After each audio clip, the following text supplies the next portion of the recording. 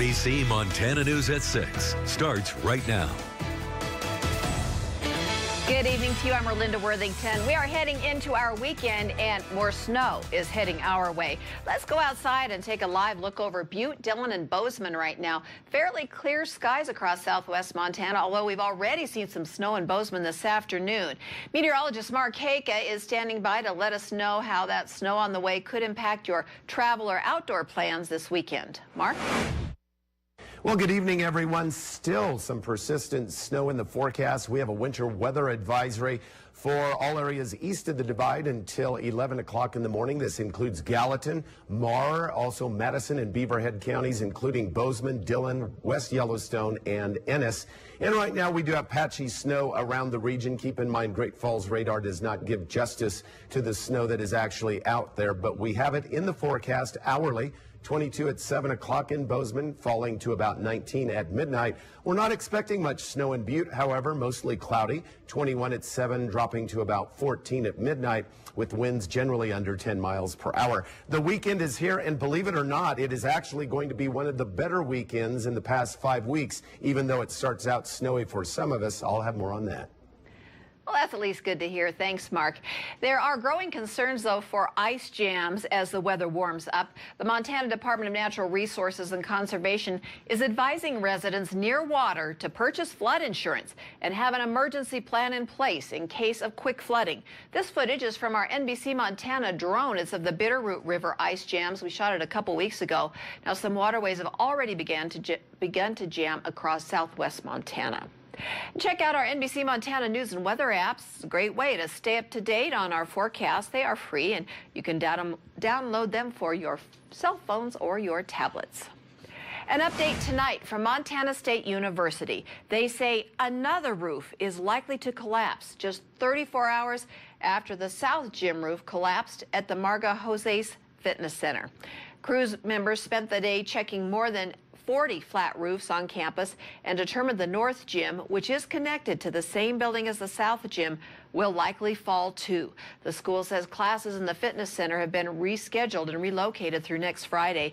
Maintenance workers checked the structure of Brick Breeden Fieldhouse and they say it is fine. As a preventive measure, in case the North Gym's roof does collapse, the school's blocked off Grant Street for the safety of the public. And just like last night, the south side of Brick Breeden is the only entrance that you can enter tomorrow if you're heading to the basketball games against Portland State. Lauren Chauvin will preview that matchup a little later in sports. New at 6, Gallatin County is debating if taxpayers could possibly shell out more money for a new law and justice center. NBC Montana's Dion Broxton joins us live from the current building with how much a new building could cost Bozeman and Gallatin County residents. Dion? Linda, if this bond does make it to the polls in November and citizens vote in favor of it, the building you see behind me could be demolished in a few years. Less than a year after Bozeman residents voted for a public safety center, all Gallatin County residents may soon be tapped to vote on a new building. It has just outlived its usefulness. County Administrator Jim Dorr says they're working on a bond to put on November's ballot for a new law and justice center. The building does not meet current code.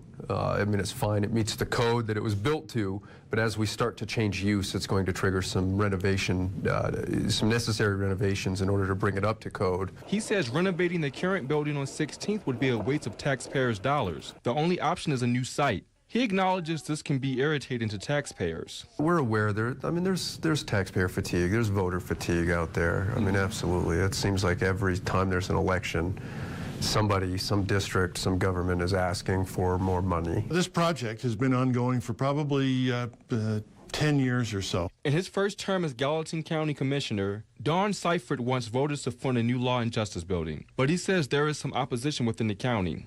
The 3 Gallatin County Commissioners are in favor of it. County Attorney Marty Lambert had some concerns and some valid concerns. Those include making sure victims of sexual and domestic violence can get services at the new center. We are still months away from many details, but Dorr adds that growth is hitting Gallatin County hard. We're bursting at the seams like everyone.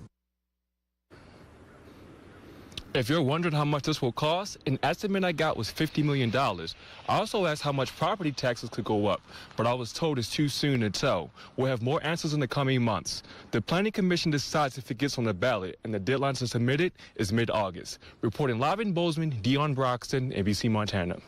Dion, thank you. Are you in favor of a new Law and Justice Center for Gallatin County? You'll find a poll on our Facebook page where you can let us know what you think. A new hot springs facility opened right next door to Yellowstone National Park today. The Yellowstone Hot Springs has been in the works since 2017. They are the first hot springs to be opened in the state in 25 years, new one that is. There's a main geothermal pool and 2 smaller hot and cold plunges. We were there for the grand opening at 10. We will show you what makes this hot spring facility unique. Montana's U.S. congressional delegation sent a letter to Washington, D.C., urging action on the Clean Water for Rural Communities Act. Now, that would provide access to clean, safe drinking water to citizens of central and eastern Montana. It would affect rural water projects that deliver water to more than 4,500 Montanans in Judith Basin, Musselshell, Fergus, and Yellowstone counties.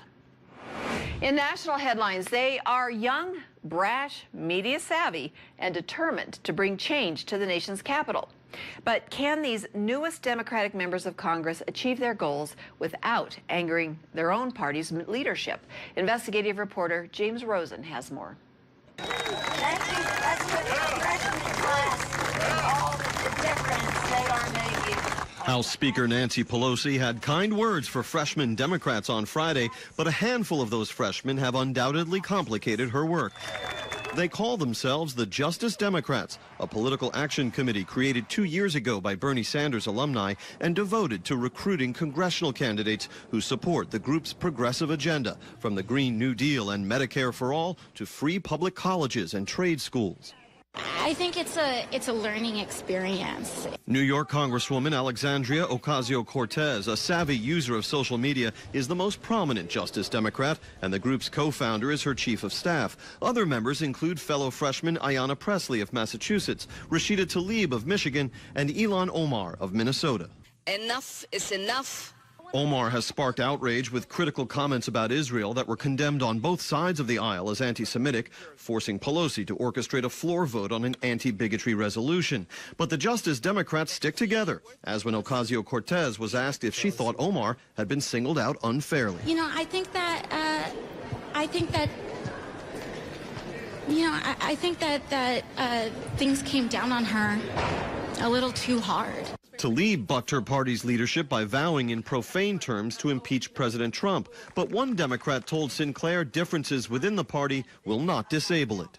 I can assure you that ours will not implode like the Republicans did at the hand of the Freedom Caucus. Speaker Pelosi's comments came after the House passed along party lines a sweeping overhaul of campaign finance laws. But the vote was delayed by the controversy over Congresswoman Omar's remarks, another sign the Speaker will have her hands full keeping a rowdy freshman class in line. On Capitol Hill, James Rosen. We want to know, what do you think? Who has more influence in the Democratic Party? Nancy Pelosi, Alexandria Ocasio-Cortez, Bernie Sanders, or others? Now, you can let us know by heading to NBCMontana.com, select the News tab, click on Question of the Day, and leave your answer right there. Well, back to Montana, where we want to show you this. A moose and her calf just hanging out in Missoula. Thank you to Dave for sending us this photo through Chime In on our website. And coming up, we're going to show you how many people it took to move that moose. We go to the Montana downtown where it happened today and why wildlife officials needed help getting this pair to leave town. And this started coming down in Bozeman again this afternoon. How many new inches can we expect, and where will we see the coldest temperatures in southwest Montana? A forecast to help you plan your weekend is ahead. And this week's Treasure Flight takes us to Miller Creek in Missoula. Our NBC Montana Sky Team captured these beautiful images, and if you want to catch a recap of other drone footage that we have shot, you can just head to NBCMontana.com under Sky Team. Enjoy this. We'll be right back.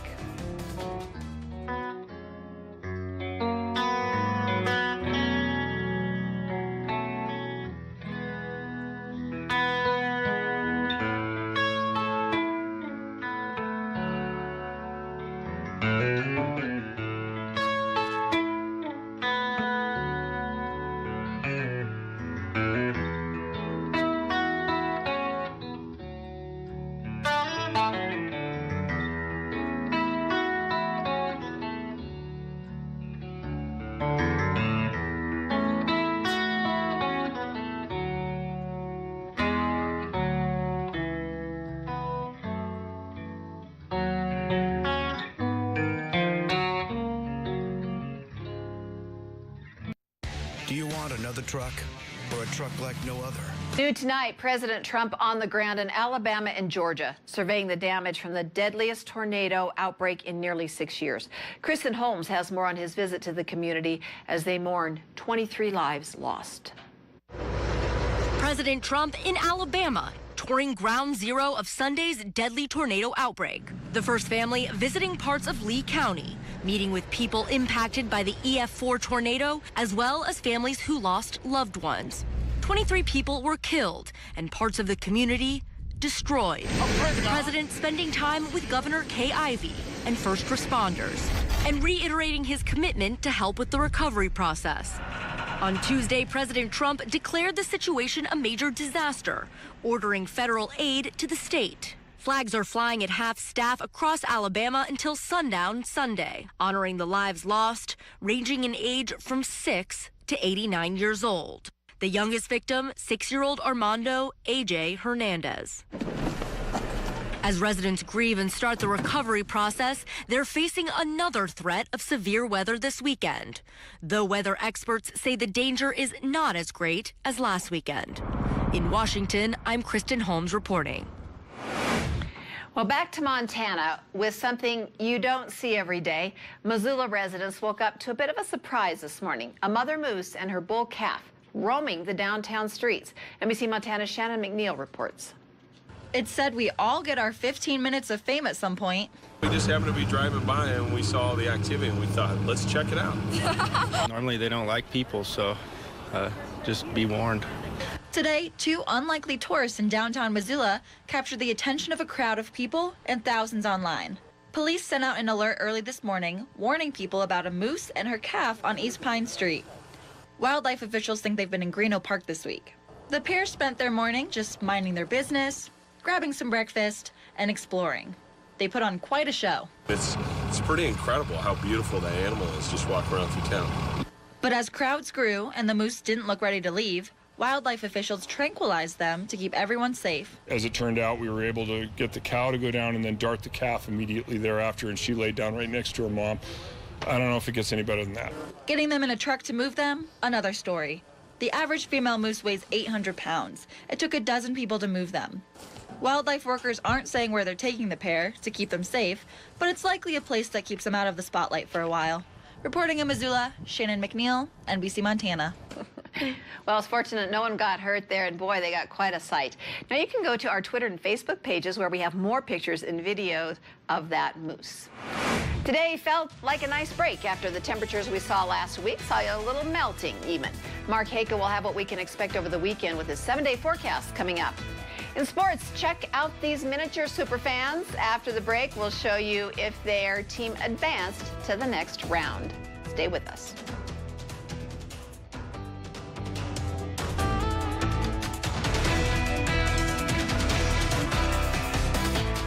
Hey there, I'm Dr. Smith, and where there's one flea, there are probably hundreds more.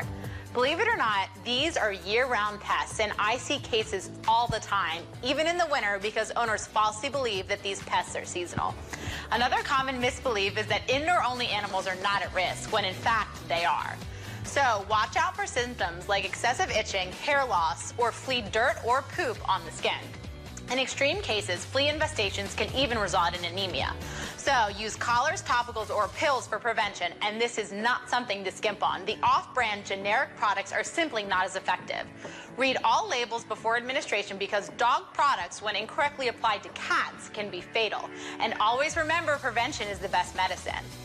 Share your favorite pet moments with our community. Go to our news app, click Explore, chime in, and upload your pet-tastic photos. To connect with me and to ask your pet questions, visit drdevonsmith.com and check me out on social media. Enjoy the all-new RAV4. What if we take it to the mountains?